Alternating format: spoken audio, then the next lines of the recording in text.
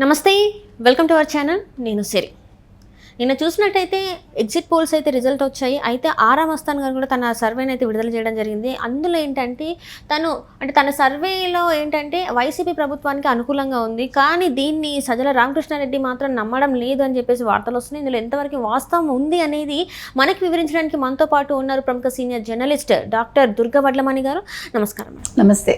మనం ఇప్పుడు చూస్తున్నట్టయితే ఆరా మస్తాన్ సర్వే మనం చూసాం. ఇందులో ఏంటంటే వైసీపీకి అనుకూలంగా ఉన్నా కూడా ఇక్కడ సజ్జల రామకృష్ణారెడ్డి గారు ఈ సర్వేని నమ్మడం లేదని చెప్పేసి మరి వార్తలు వస్తున్నాయి. ఇందులో ఎంతవరకు వాస్తవం ఉందంటారు? అంటే ఇవాళ సజ్జల గారి ప్రెస్ మీట్ మీరు కనుక చూసుంటే వినుంటే ఆ వాయిస్లో ఆయనకు ఒక కాన్ఫిడెన్స్ లేదు. ఆరా మస్తాన్ గారు సర్వే గురించి మాట్లాడారు, మిగిలిన సర్వేల గురించి కూడా ప్రస్తావించారు ఆయన. అయితే ఆయన ఖచ్చితంగా ఆయన చెప్పేది ఏంటంటే ఈ సర్వేలు ఏవైతే ఉన్నాయో వీటిని మనం పూర్తిగా నమ్మడానికి లేదు అన్నట్టుగా మాట్లాడాడు ఆయన. సో మంగళవారం వరకు వేచి చూద్దాము. ప్రజలైతే మహిళలైతే మనకే ఓటేశారు, నిశ్శబ్దంగా ఓటింగ్ జరిగింది ప్రక్రియ, కాబట్టి మనం గెలుస్తాము, ఈ సర్వేలు నమ్మకండి అన్నట్టు మాట్లాడాడు. ఆరా మస్తాన్ కూడా మీకు ఎంత చెప్పాడండి? 94 నుంచి 104 అన్నాడు. ఆయన ఖచ్చితంగా 150 అనలేదు, 140 అనలేదు, 160, 170 వరకు వెళ్ళలేదు. అంటే ఆరా మస్తాను కొంతవరకు అతను చేసిన సర్వే ఎంతవరకు తీసుకోవచ్చు అని మనం ఆలోచించాలి. బికాజ్ ఆరా మస్తాను వాళ్ళ దగ్గర డబ్బు తీసుకుని చేశాడు అనేది మనకు వచ్చిన టాక్. ఎవరి దగ్గర? వైసీపీ దగ్గర. వైసీపీకి అనుకూలంగా చేశాడు ఆయన.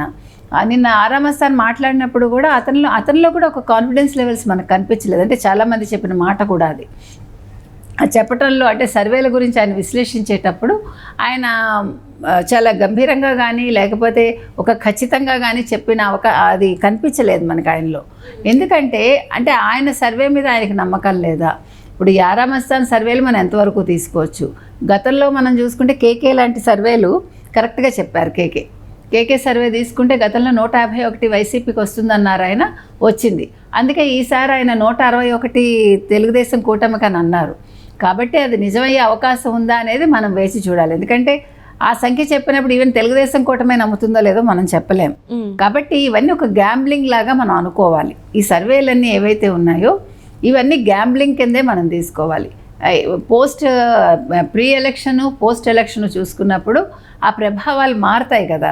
ఇప్పుడు ఓటర్లను లాస్ట్ మినిట్లో ఏది ప్రభావితం చేస్తుందో మనం చెప్పలేం.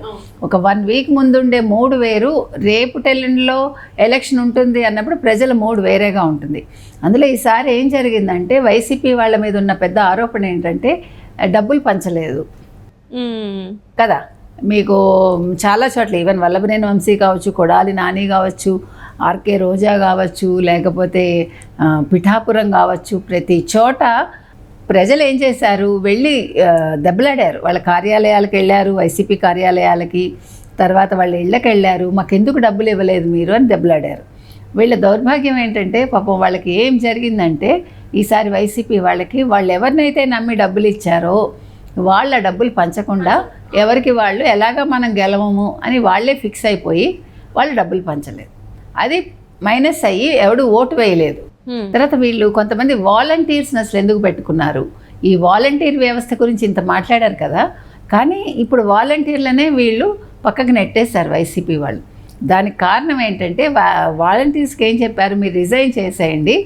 ఆ రోజు ఈ పెన్షన్ గొడవల్లో వాలంటీర్స్ని విధుల్లోంచి పక్కకు పెట్టమన్నప్పుడు వైసీపీ చాలా పెద్ద గొడవ చేసింది. మీకు గుర్తుంటే నిన్న ఫస్ట్ వచ్చింది. నిన్న ఎవడైనా పెన్షన్ గురించి గొడవ చేశాడా? పెన్షన్లు వాలంటీర్ల గురించి ఎవడైనా మాట్లాడా? నిన్న వైసీపీ వాళ్ళు ఒక్కళ్ళు మాట్లాడలేదు కదా. దానికి కారణం ఏంటంటే ఆ రోజు ఏ వాలంటీర్లను అయితే వీళ్ళు నమ్ముకున్నారో ఆ వాలంటీర్లకు వాళ్ళు ఏం చెప్పారు? మీరు రిజైన్ చేసేసేయండి, మీకు 2 నెలల జీతం 10,000 మేము ఇస్తాము, మళ్ళీ మనం అధికారంలోకి వచ్చాక మిమ్మల్ని వెనక్కి తీసుకుంటాం అన్నారు.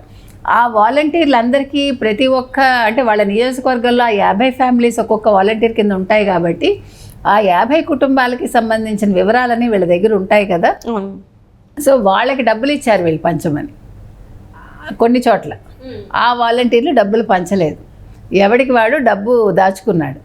సో ఇప్పుడు వాలంటీర్లు అందుకని వైసీపీ పక్కకు పెడుతోంది. ఇప్పుడు వాలంటీర్లను ఏమీ అనలేదు, కొట్టలేదు, తిట్టలేదు, ఎందుకంటే కుక్కన్ పేనుల్లాగా పడున్నారు. అందుకని ఇప్పుడు వాలంటీర్ల గురించి వాళ్ళు ప్రస్తావించలేదు. మీరు గమనిస్తే గత నెలలో కూడా వాళ్ళు వాలంటీర్ల మీద పెద్ద ఇదే చేశారు, వాలంటీర్లు వద్దంది తెలుగుదేశం కూటమి అంటూ తెలుగుదేశం ప్రభుత్వం మీద ఆ నెపం నెట్టడానికి ప్రయత్నించారు. కానీ వారం రోజులుగా అసలు వాలంటీర్ల ప్రస్తావన లేదు, పెన్షన్ల ప్రస్తావన లేదు. నిన్న ఆటోమేటిక్గా పెన్షన్లు పడిపోయాయి ఈసారి వైసీపీ, మీకు గుర్తుంటే. కాబట్టి వాలంటీర్లను ఎప్పుడైతే పక్కకు పెట్టారో వీళ్ళు, ఎప్పుడైతే డబ్బులు పంపకాలు జరగలేదో వైసీపీ నెగ్గే అవకాశాలు సన్నగిల్లాయి. కాబట్టి ఇప్పుడు ఈ ఆరామస్తాన్ చెప్పిన దాంట్లో కూడా ఖచ్చితత్వం లేదు. అతను ఖచ్చితంగా వైసీపీ గెలుస్తుందని చెప్పలేకపోతున్నాడు. వాళ్ళ తరఫున చేశాడు కాబట్టి, చెప్పాలి కాబట్టి ఏదో చెప్పాడు అంతే.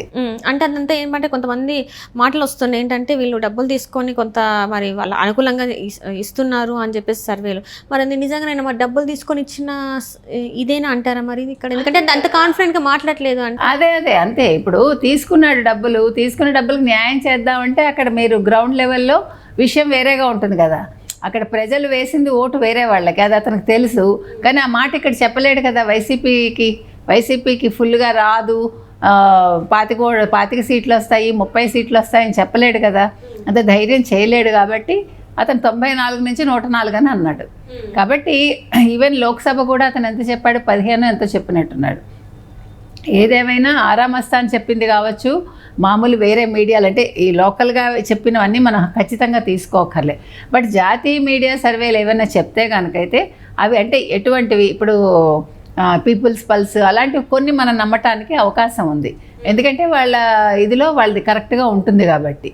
అందుకని అది మనం నమ్మేదానికి అవకాశం ఉంది. కానీ ఆరామస్తాన్ చెప్పింది మాత్రం మనం ఖచ్చితంగా ఇలాగే జరుగుతుంది అని అనుకోవటానికి లేదు. అంటే ఇప్పుడు ఇంతవరకు చూస్తే తను చెప్పింది జరిగాయి. మరి ఇప్పుడు ఈసారి మాత్రం డబ్బులు తీసుకొని సర్వే చేశారని చెప్పేసి అంటుంటే మరి ఇది జరిగే అవకాశం లేదంటారా? మరి తనకి బ్యాడ్ అయిపోద్ది కదా మరి. ఏమంటే ఇంకా 5 ఏళ్ళ తర్వాత కదా, అప్పటికి రాజు ఎవడో మంత్రి ఎవడో, అవునా కాదా? ఇప్పుడు నేను ఎప్పుడో బ్యాడ్ అవుతానని ఇప్పుడు వచ్చే అవకాశం వదులుకోను కదా.